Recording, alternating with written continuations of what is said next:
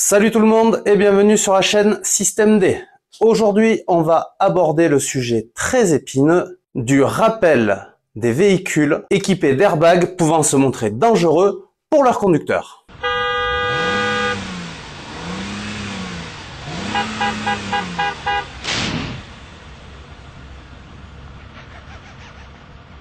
Mais c'est pas parce qu'on fait une vidéo un petit peu spéciale qu'on doit pas commencer par le générique.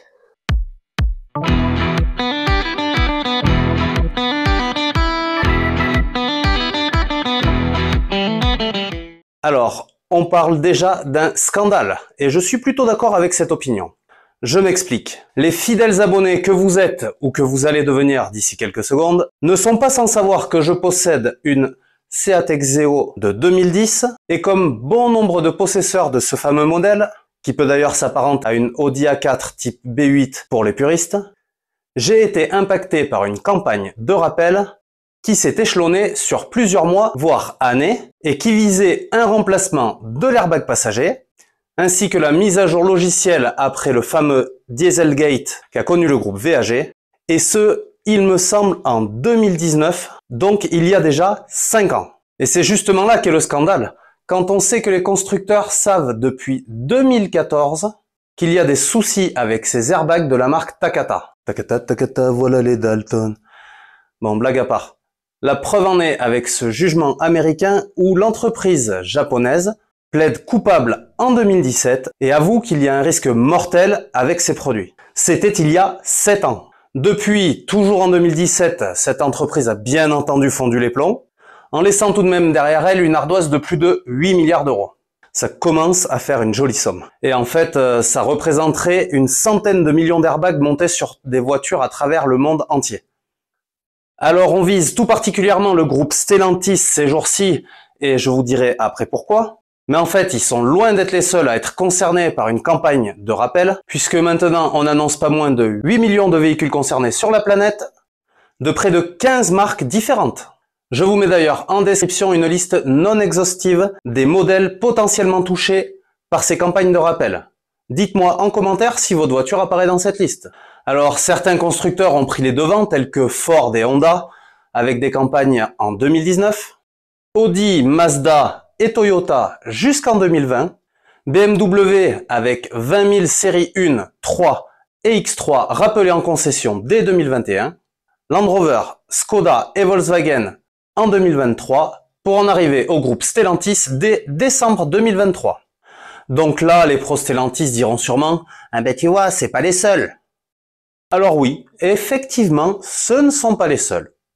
Par contre, ce qui est vraiment horrible, c'est d'avoir attendu qu'il y ait suffisamment de morts des suites de ces pétages d'airbag, et notamment 2 décès en métropole dans le département voisin des Hautes-Pyrénées, avant de réagir. Parce qu'il y a déjà eu quand même 6 accidents graves à déplorer en Guadeloupe, avec quand même 3 décès. Oh les gars, 3 morts en Guadeloupe et on bouge pas une oreille? Alors, l'avocat du collectif des victimes de dire « L'explosion de ces airbags peut par ailleurs se produire sans choc, sans accident. Une conductrice est décédée en 2023 au volant de sa C3 suite à l'explosion de son airbag sans motif déclencheur. Mai 2023, il y a 1 an. » Il a aussi ajouté d'ailleurs que aucun accident grave n'avait été recensé dans l'île voisine, l'île de la Martinique, et c'est d'ailleurs tant mieux. Pourtant, les climats y sont similaires, contrairement à celui qui a pété dans les Hautes-Pyrénées en novembre et qui aurait tué 2 hommes, un de 19 ans et un de 51 ans. Alors, j'utilise le conditionnel parce que l'enquête est toujours en cours apparemment.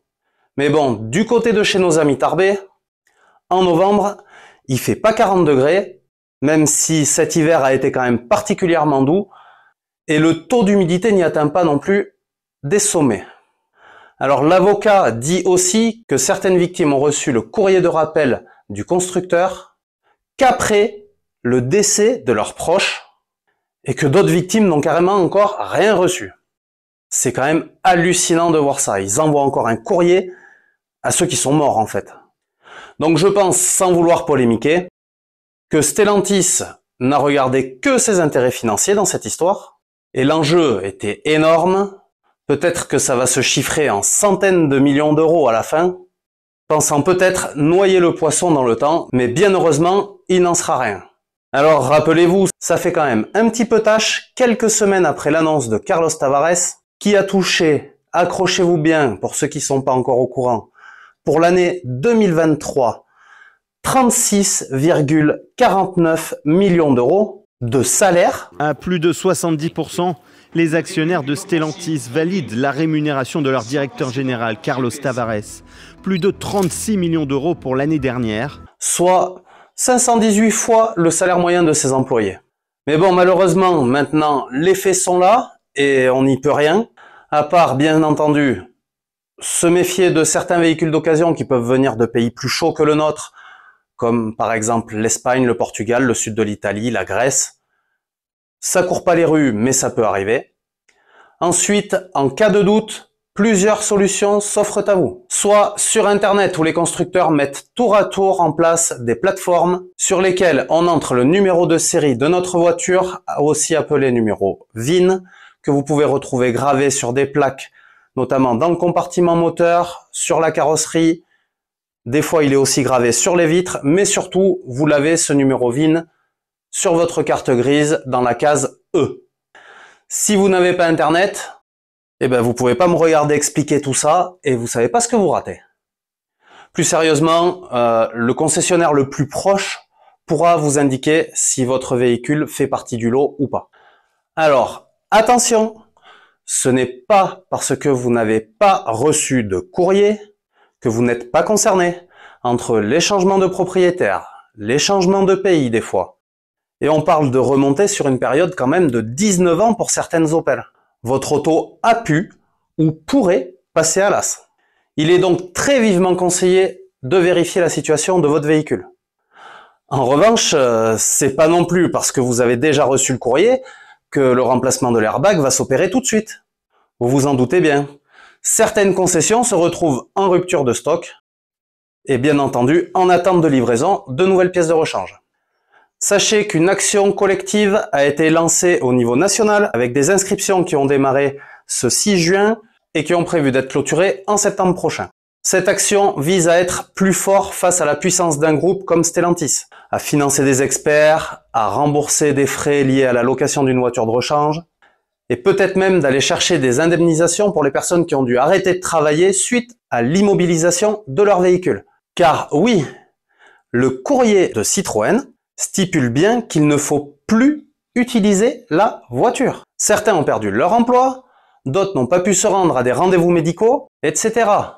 Donc, énormément de contraintes pour vous tous qui êtes touchés par ce scandale. Alors, allez-y parce que c'est un peu bateau, mais seul on va plus vite, ensemble on va plus loin. Et surtout, n'hésitez pas à partager en commentaire vos retours d'expérience avec ce rappel massif, que vous soyez touché de près ou de loin par cette affaire. Alors, un petit peu de pub pour moi, et oui, c'est l'heure. Donc, n'hésitez pas à mettre un pouce bleu, à partager cette vidéo avec tous vos amis et un max de personnes autour de vous. N'hésitez pas non plus à vous abonner et à activer la petite cloche pour ne rien rater de la chaîne Système D, la chaîne où on apprend à faire ce que l'on veut avec ce que l'on a. Je vous laisse ici une playlist de mes tests de produits et d'outillage de chez Lidl et en dessous une super vidéo que YouTube a choisie comme une grande. À bientôt et adieu les démerdards.